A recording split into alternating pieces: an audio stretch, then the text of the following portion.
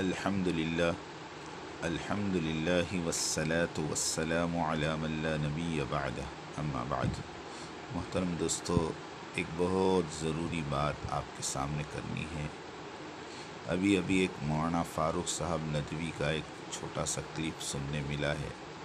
جس کے بارے میں کچھ ساتھیوں کا تقاضا تھا کہ ہمارے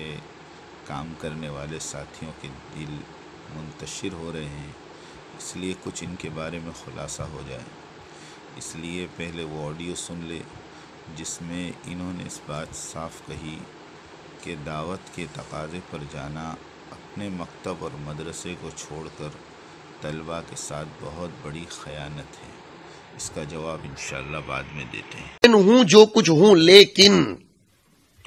چالو مدرسے میں آپ کا جماعت میں جانا یہ نسل کے ساتھ خیانت ہے۔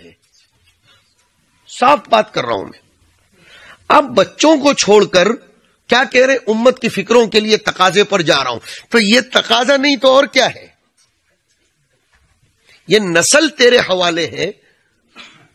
یہ تیرے بڑوں کے تقاضے ہیں، ان کو سنبھال۔ تقاضے پر جا رہے ہیں۔ ایک آئے تھے میرے پاس گزشتہ ہفتے میں نندربار کے،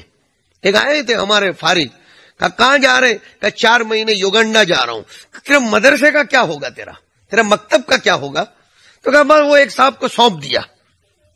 اس نے ہماری نسلوں کو، اصل میں بات یہ ہے، ایک پتے کا جملہ بولتا ہوں، ترجیح۔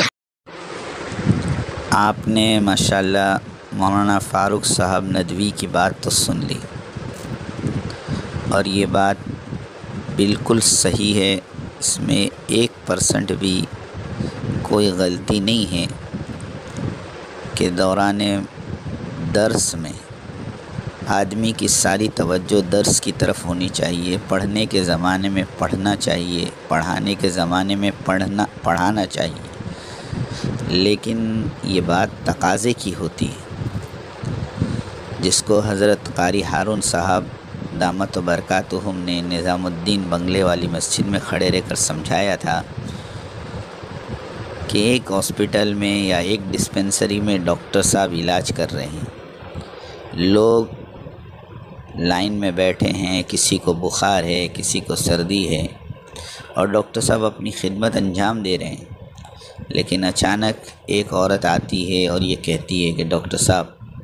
میرے گھر کے اندر میرے گھر والے کو یعنی میرے شوہر کو ہارٹ اٹیک ہو گیا ہے، آپ جلدی چلیں۔ تو ڈاکٹر صاحب فوراً سارے مریضوں کو چھوڑ کر اس کے ساتھ اس کے گھر پہنچتے ہیں۔ اس مثال کو دے کر انہوں نے کہا تھا کہ ایک تو یہ کہ ہم نابالغ بچوں کو لے کر بیٹھے ہیں اور ان کو دین سکھا رہے ہیں، یہ بھی بہت بڑی ذمہ داری ہے، لیکن جب بالغ لوگوں میں ارتداد پھیل رہا ہو اور بالغ مرتد ہو رہے ہوں، ایسے وقت میں کیا ہمارا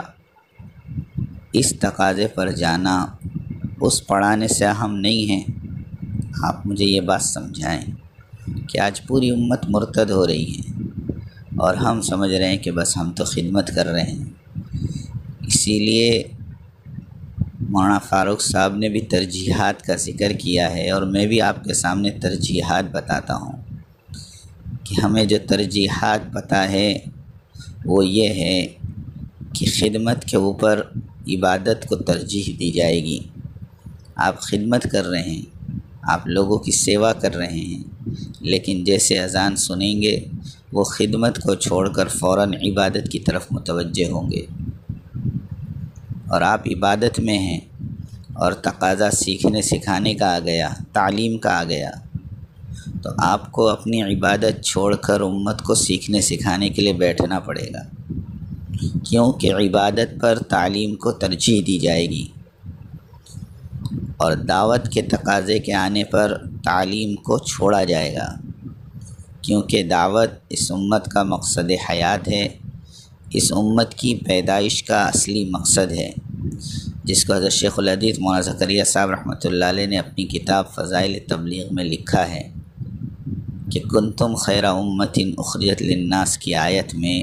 اللہ رب العزت نے ایمان سے بھی پہلے دعوت کو مقدم کیا ہے،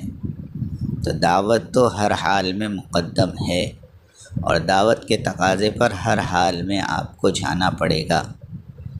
اور آپ کی جو ذمہ داری پڑھنے پڑھانے کی ہے آپ اس کا انتظام کریں، مناسب استاد رکھ کر جائیں۔ جس طرح حضرت نے مثال دی نندوربار کی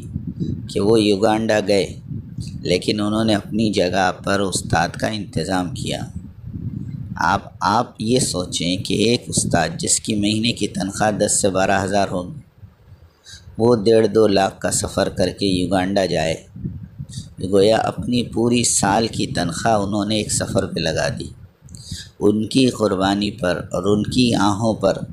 اور ان کے پھرنے پر اللہ پاک نے یوگانڈا کے اندر کتنے ہزار لوگوں کو ہدایت دے دی،